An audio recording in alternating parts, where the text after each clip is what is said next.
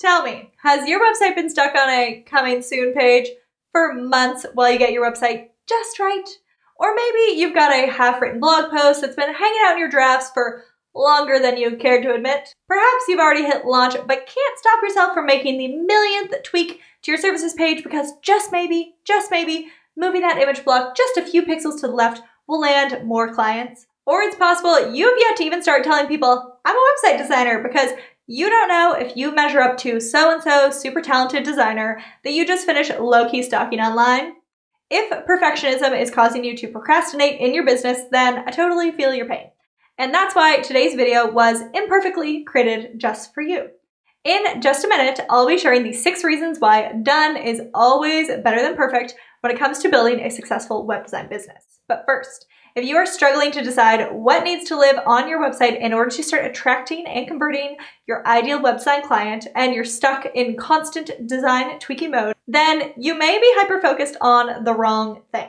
A beautiful website is just that, a beautiful website. But if it isn't set up to actually sell, it doesn't much matter what it looks like. If you're ready to build a website that books, I invite you to take advantage of a free training I recently recorded on the 4 simple steps to doubling your website sales. It's going to help you take action on some of these things that I share in today's video, so definitely take a moment now to get access to that training. You can find it here, and I'll also pop the link for you in the description below.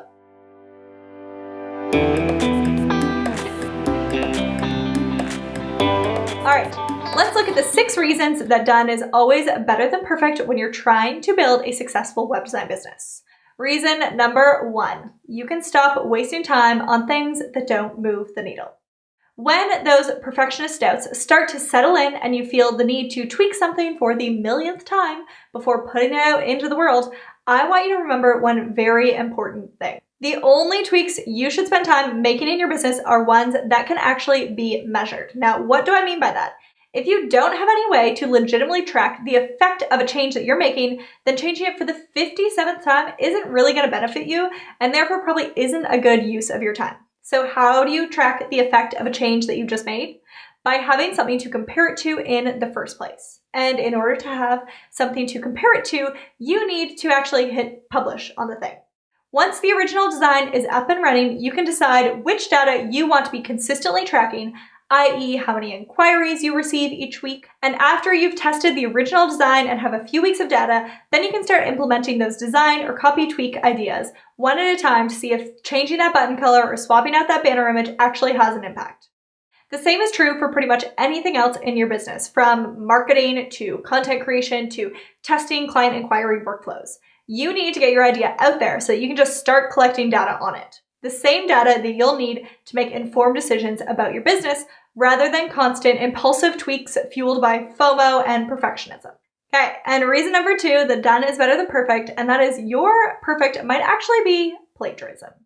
Perfect can sometimes mean that you look just a little too long and hard at what someone else is doing, and now you can't unsee that thing in your mind. This is especially easy to do when planning aesthetic-related design decisions for your business. No matter how many tweaks you make, it will never look like that other person's without straight-up copying, which you obviously know is a big no-no. So you're stuck trying to make it look exactly like theirs without looking anything like theirs. Not exactly a recipe for moving forward, right? Want to ditch this feeling that you'll never stop measuring up? Stop looking around at what everyone else is doing and just sit down and get the important stuff on the page. Whether you're designing or blogging or drafting a caption, whatever it is, don't try to edit yourself or perfect it as you go. Get those ideas down in jot note format first, rearrange them so they make sense and flow together, and then worry about filling out all the details last. There is nothing wrong with gathering up a little inspiration here and there, but be mindful of how much time you spend looking at other people's work before you commit to just getting started. Okay, on to reason number 3. Your clients can't book something they can't see. If there's anything I am 100% certain about in this life, it is that your client is never coming back to your coming soon page. Just like you, your client is super busy. This giant, overwhelming task of finding a designer and finally getting a legit website up and running for their business has probably been on their to-do list for months now, and it is highly possible that they are also procrastinating out of fear of getting it wrong. So if they have finally worked up the courage to reach out to designers and book the thing, they're going to want to get that over with today, not 3 weeks from now when you promise your site will finally be live. So if you're currently hiding behind a coming soon page, this is your sign to just hit launch on whatever it is that you have so that your client actually has something to book when they show up to your website. Deciding to hit publish will force you to focus on the big picture features and functionality of your project instead of allowing yourself to stay stuck fiddling with the same tiny details over and over for 6 weeks or more. Now, reason number 4, and probably the best reason, you can't improve something you haven't practiced in real life. Have yet to tell anyone you're a web designer because you don't know if you're any good yet? Well, you won't know until you actually try designing for a client and putting what you do know to good use. And if you discover there's something you don't know, great! To quote Marie Forleo, everything is figure-outable. Use your perfectionism to your advantage by being determined to figure it out rather than letting it keep you from starting at all. The hardest part of getting started is that you just don't know what you don't know. But the only way to improve is to just start and do the best with what you do know. Then, just by doing, you'll discover the little holes that need filling, and you'll know all the ways that you can instantly level up the next time you go to do that thing. Oh, and all those seemingly perfect designers out there, they learned what they learned by feeling hella underqualified and trying it anyways. Which brings me to my next reason. Reason number 5 is your client doesn't view your business through the same lens that you do.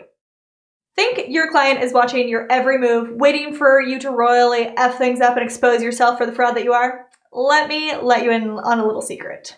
Your clients only care about themselves. I am so serious. They are too busy worrying about whether someone will notice that they feel like an imposter or that they will measure up to somehow notice all the little things that are currently causing you to stress sweat in your business.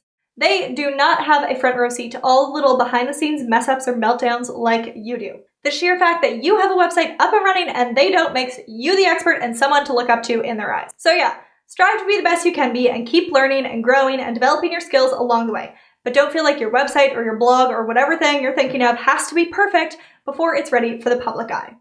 If you can genuinely help your client or audience in some way, they aren't going to notice or care if it was perfect. But again, you can't help them if your ideas stay hidden in a folder on your desktop or if your site redesign is always one tweak away from going live. Okay, and on to our final reason for today for why done is better than perfect. And that is that being scared and doing it anyways is the ultimate motivator in business. Pressing publish before you feel 100% ready is scary, but proving to yourself that you are brave enough to do it anyways is an instant confidence boost and the best possible motivator for accomplishing pretty much everything else that you'll be putting off in the name of perfectionism.